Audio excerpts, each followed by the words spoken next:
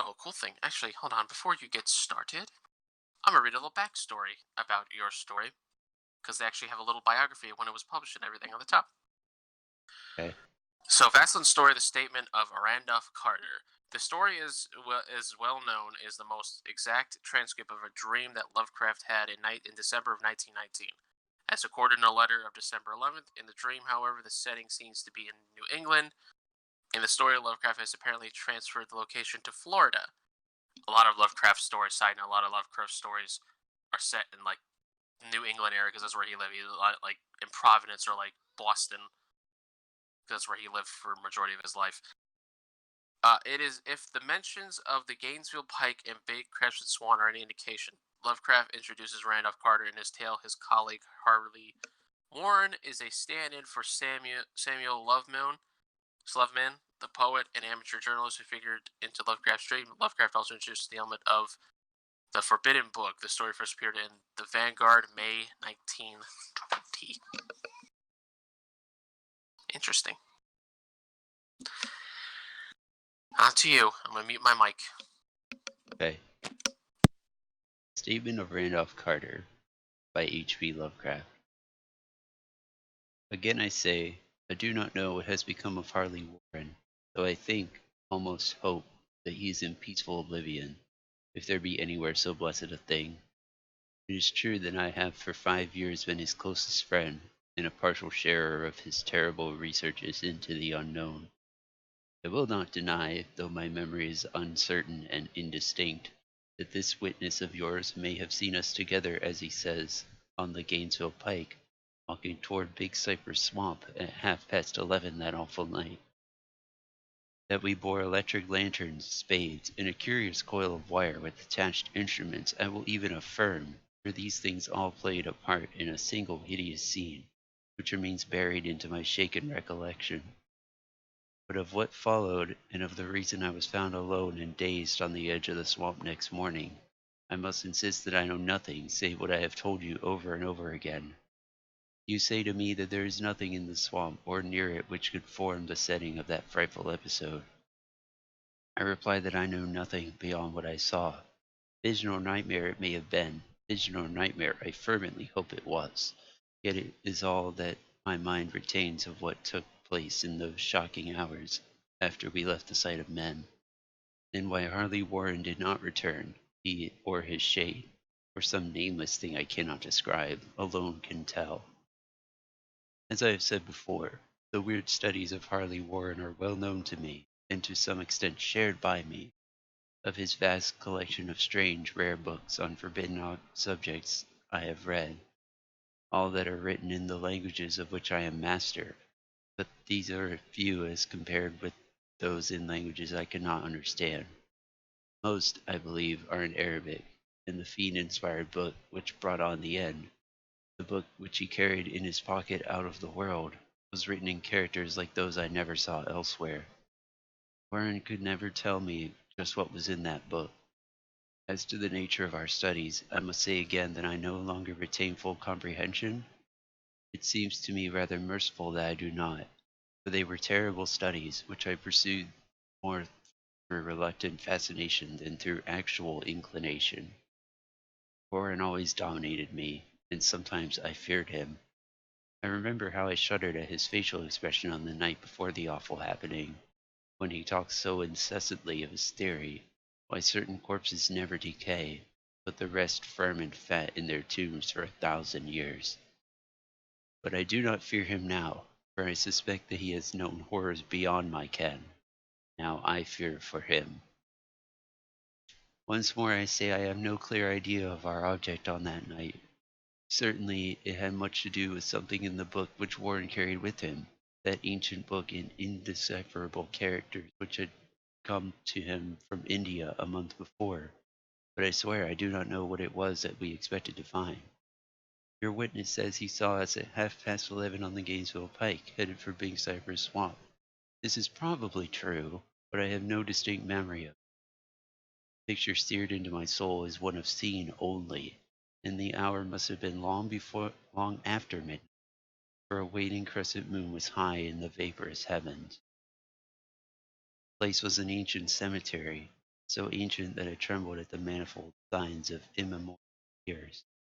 It was in a deep, damp hollow, overgrown with rank grass, moss, and curious creeping weeds, and filled with a vague stench which my idle fancy associated absurdly with rotting stone. On every hand we were the signs of on on every hand were the signs of neglect and decrepitude, and I seemed haunted by the notion that Warren and I were the first living creatures to invade a lethal silence of centuries.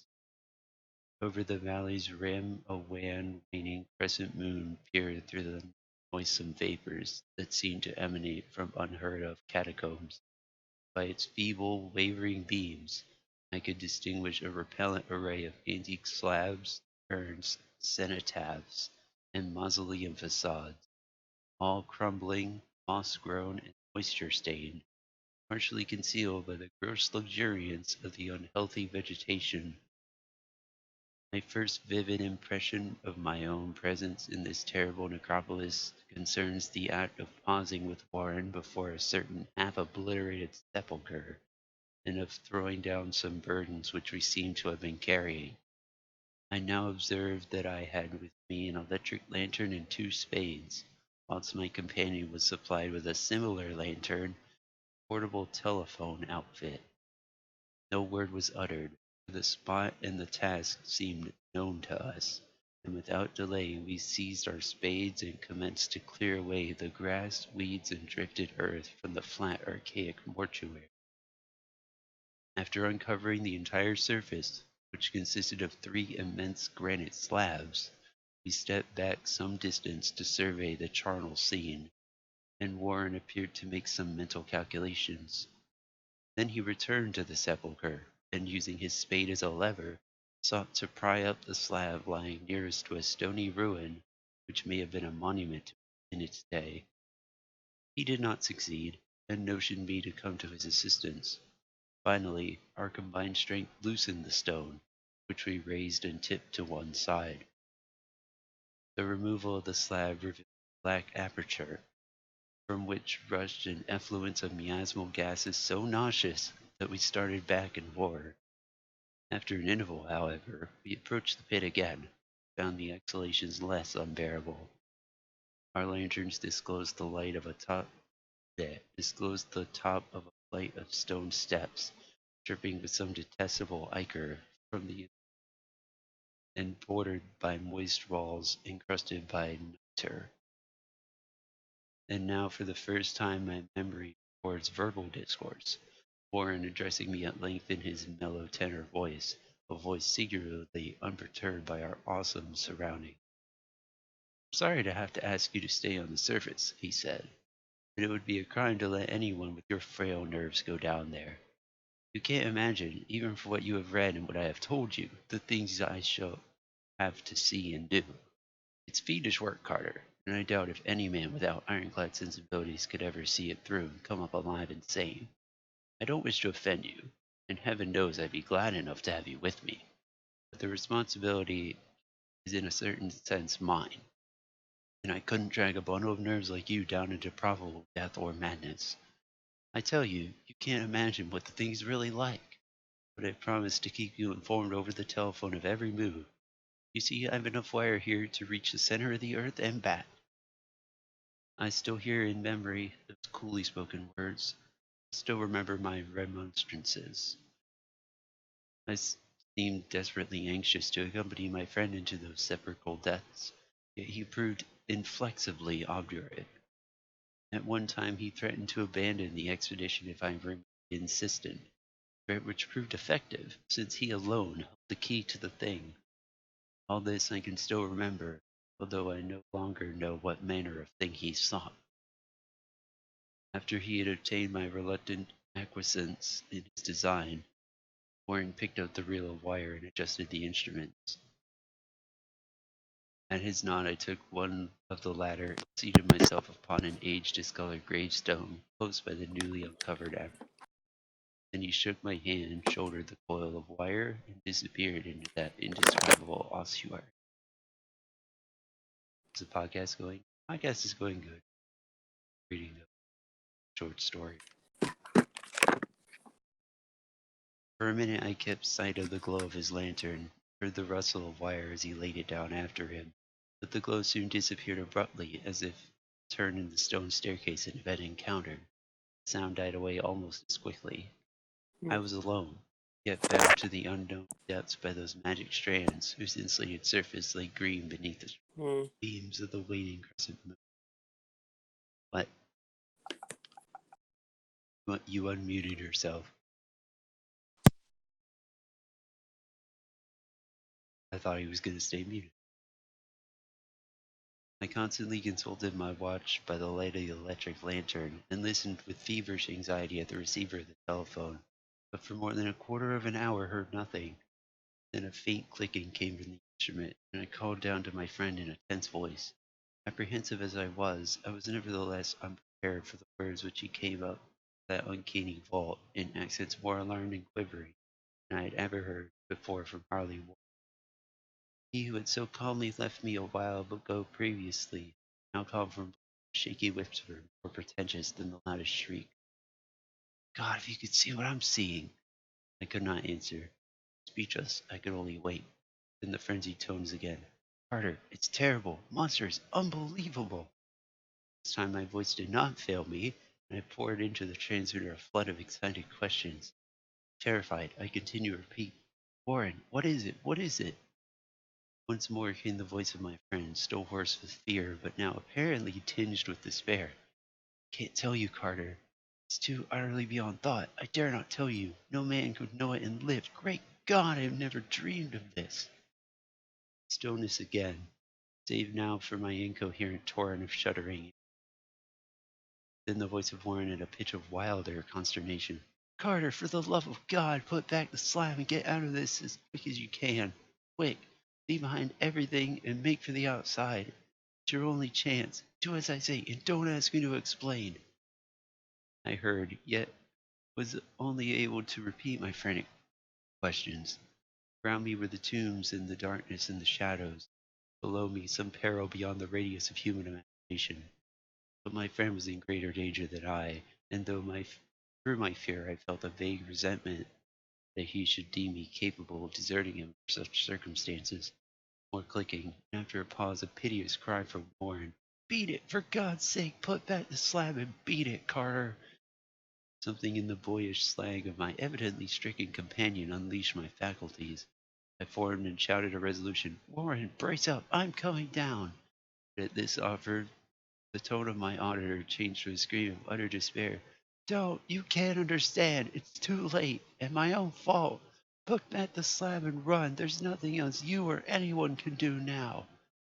The tone changed again, this time acquiring a softer quality, as of hopeless resignation, yet it remained tense through anxiety for me.